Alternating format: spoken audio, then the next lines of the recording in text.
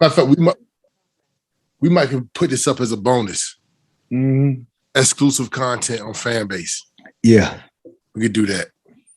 Now it's Philippe's. Yo, we back again. KRSM 98.9 every Monday morning from 6 a.m. to 8 a.m. Happy Monday morning. I hope everybody got their coffee. Hope you all ready to go for work. I'm feeling amazing right now. You know what I mean? It's July 26th. I'm feeling brilliant. Hope you feeling brilliant. We got Sarah Linus in the house, man. What's good, Sarah Linus? Man, everything is good, man. Everything is wonderful. You know, I'm happy to be here, happy to be alive. God is good. Just to let God you know, good. you can catch us you can catch me at said Linus, but it is spelled CED.LINUS. If you do find the just straight CEDLINUS, that's me too. But the Instagram shut that down. You know, they censoring people nowadays. But both of those are me. And then as far as the show on Instagram, it's the morning show Let's Argue. And on Fanbase, it is Let's Argue Show. So okay. You can find me on _Prince Carlton _ on Twitter, and you can find me on the same thing on IG and on Fanbase, a new social media app, Black owned, at Prince Carlton. No underscores or nothing, just Prince Carlton. Yo, okay. Number one, let's go ahead and talk about. We got an amazing interview with the great Dr. Wesley Muhammad. Yes. The Nation of Islam. And let me tell you something, man. This been a dude that I have been following for a very long time. You know, I saw him on a YouTube video because I was looking at stuff with Jay Electronica, and I was up there like, okay, I see Jay Elect, and I'm like, and I see Dr. Wesley up there speaking, and I'm like, this guy, like he's speaking the truth. You know what I mean? You know how when somebody speaking some real stuff, you want to hear more of it. You know what I mean? So that's how I became a very big supporter of Dr. Wesley Muhammad. And we got an amazing interview with him today. We're gonna be talking everything. We're gonna be talking the movie. If you haven't seen it yet, it's called Buck Breaking by Tariq Nasheed. Dr. Wesley Muhammad was in the movie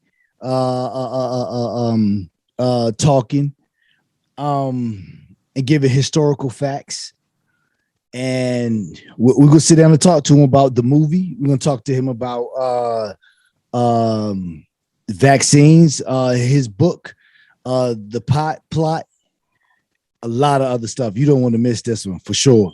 You don't want to miss it. So make sure you stay tuned throughout the whole radio episode, because this interview is very, very informative. Exactly. So let's give it up for the Milwaukee Bucks, man. Milwaukee Bucks. Let's give it up for them. Let's give it up for the Milwaukee Bucks. They the champions. They're the NBA champions. And who, man, they deserve it. They deserve it. You know what I mean? They deserve it. You know, in the bubble, they got a lot of flack. Not even just the bubble. Even the year before that, they got a lot of flack because they were up 2-0 on Toronto in the Eastern Conference Finals, and then they end up losing. And then last year in the bubble, they got beat in the first round 4-1 by the Miami Heat, who would eventually go on to play the Lakers in the championship. So they've been kind of coming under fire for underachieving for the last couple of years, man. And so, you know, they got a few additions. Drew Holiday, they had to trade away a couple guys, Eric Bledsoe. But they got Drew Holiday and PJ Tucker, man, and now they got that chip, man, and it's crazy. They're champions, man. I think you can say, I think it's clear that you can say right now, Milwaukee Bucks are the champions, and Giannis is the best player in the NBA. Here you go, man. Why you always want to start something, man? Why you always start what? Why you always trying to start something? Look, man, I'll put it like this.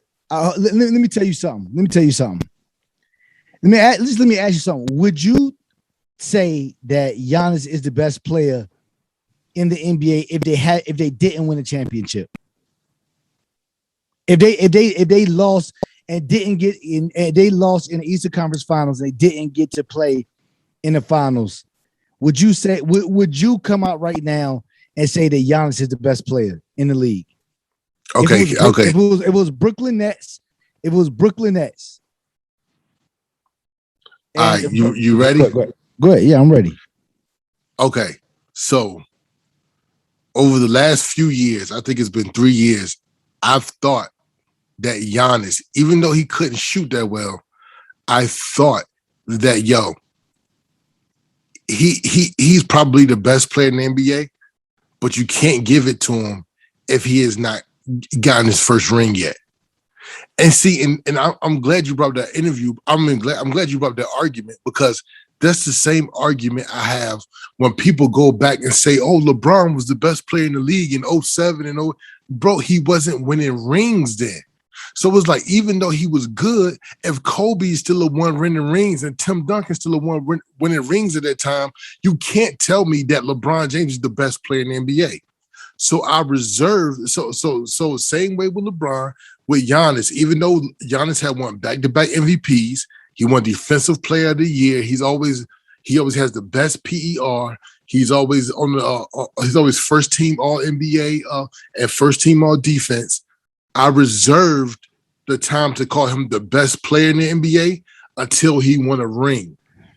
LeBron won it last year. Kawhi won it last year. Those are all top 5 guys. But I had to wait until he got his first ring. Now that Giannis has his first ring, and he also had those back-to-back MVPs, and now he got a Finals MVP to go with it. Now I can say Giannis is the best player in the NBA. Well, I don't actually think he's the best player in the NBA. I mean that's me. I think LeBron James is still the best player in the NBA. I think LeBron James is still the best player in the NBA, period. I mean, you gotta look, man. You have to how can I put it? See, one thing about LeBron James that will appear to make him not look like the best player is I'll say his injuries. So you remember the first year he came to the Lakers, he got injured, right? Right. Okay, he got injured. People then was like, "Hey, yo, LeBron ain't the best player no more." He came back the next year and he was up for MVP, and people was like, "Okay, he might get MVP this year." You feel what I'm saying? Even though AD was putting up virtually better stats to him, you would still see, in the realm of things that LeBron James could still be LeBron James. I feel like next year he's going to get on his he's going to get on this stride, man. He'll get on the stride, and we're going. Bro, let me tell you something, Ray. And he's going to win another. He's going to win another ring again. He's going to win another ring again. But I give you this. I'll say this. I do think that right now he's probably on his descent. Now I will say this also. His descent will probably be the most beautiful descent that we have ever seen in basketball history. But I do believe that he will be on his descent. But I believe his descent, when he retires, he will be Grant Hill. That's what I. No. I agree with you there. I think with Father Time, I think he's going to continue to get hurt. You know what I'm saying? In these seasons, and have these little pulls and strains to where he's not going to be 100% LeBron. I think he's at the point of his career where that's starting to happen. I think even Magic Johnson said that LeBron needs to move to the four. Similar to what Magic Johnson did in '96 when he came back. You know what I'm saying? Magic played the 4. So he said he thinks LeBron needs to play the 4 just so he can cut down the wear and tear of his body of playing point guard, because point guard is a lot of wear and tear of your body. And a lot I think he needs to be an official 3. That's what I think he needs to be, an official 3, not the bringing the ball up 3. Because at the 4, you still banging. You still banging. Yeah, but not in today's league. Not in today's league. The 4 ain't banging. The 4 ain't banging nothing. I mean, he might run into somebody who bang Paul. I mean, the 4 is like Crowder. The 4 is like Crowder for the Suns. Right. Oh, boom. I feel you. All right, let's move on. Let's move on to the next one. Okay. Let's talk about the NFL. So basically, the NFL now is give me what they're doing, what they're saying to teams.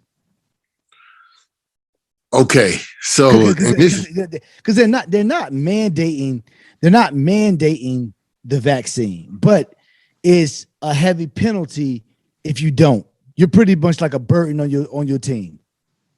Yes, so pretty much what's going on in the NFL is that they're not mandating the vaccine, right? But they're making it very, very, very, very hard for unvaccinated players to continue to play, right? With being unvaccinated, and also they're making it very hard for teams to for you to get along with your teammates. It was just like, remember Dr. Scott Jensen said some hospitals have a rule that if you're in the break room and everybody in the break room is vaccinated, you could take your mask off. But then as soon as the unvaccinated person walks into the break room, everybody has to put their mask back on. Yep. Just by that rule of thumb, people are going to resent you when you walk through that door. Right. No doubt. You know what I'm saying? So that's what the NFL is doing. The NFL is making it so if there is a COVID-19 outbreak on a team, it's generally going to get blamed on the people who don't have the vaccines.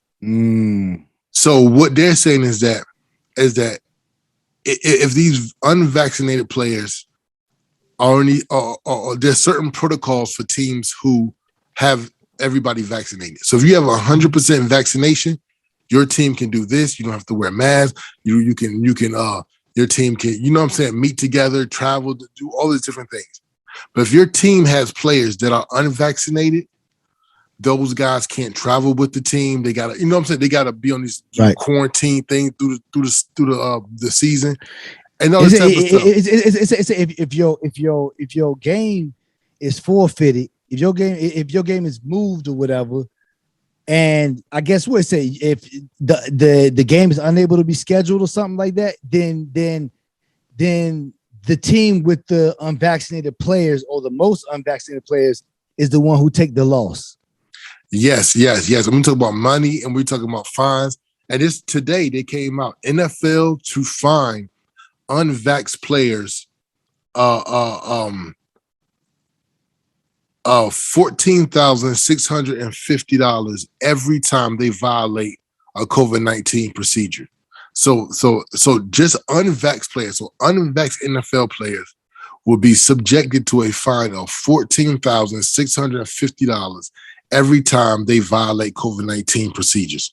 So what that means is that every time they hear about them leaving their designated area, whether it's the house or room or whatever, they getting a fine. Anytime they probably don't have a mask on the sideline, they're going to get a fine. You know what I'm saying? So they're just making it very, very tough to play while being unvaccinated. And I think it's despicable because you take athletes, especially NFL athletes. These guys, they've been paying attention and worrying and being very specific down to the every atom and molecule they can count with what they put in their bodies. Yep. They know what food they're going to eat every day. You have to be very specific and very disciplined to play professional sports. And to now ask them to go against every single thing that they have been doing their whole lives with knowing exactly what's going on going on with everything they put in their bodies. And you tell them that now you have to put an experimental vaccine into their bodies now. it is disrespectful to everything they work for. But this is. Let me interrupt you real quick. I don't know how much time we got, but I know we don't got a lot. But this is my thing. Okay, Deandre Hopkins said, "Never thought I would say this, but being put in a position to hurt my team because I don't want to partake in the vaccine is making me question my future in the NFL." He later deleted that. And then you have maybe like the same night, they asked a reporter asked Dak Prescott. They was like, "Are you vaccinated?" And he declined to answer the question. And he was like, "Yo, it's HIPAA." You know what I mean? Whatever. I fully support both of these athletes. You shouldn't have to get a vaccine that you don't want, an experimental vaccine at that. And another aspect of it, these people who are vaccinated are still getting the coronavirus. They're still being hospitalized and they're still dying. You feel what I'm saying? Okay, let's do the math real quick. Okay. Listen to this. Okay. If your vaccine, right?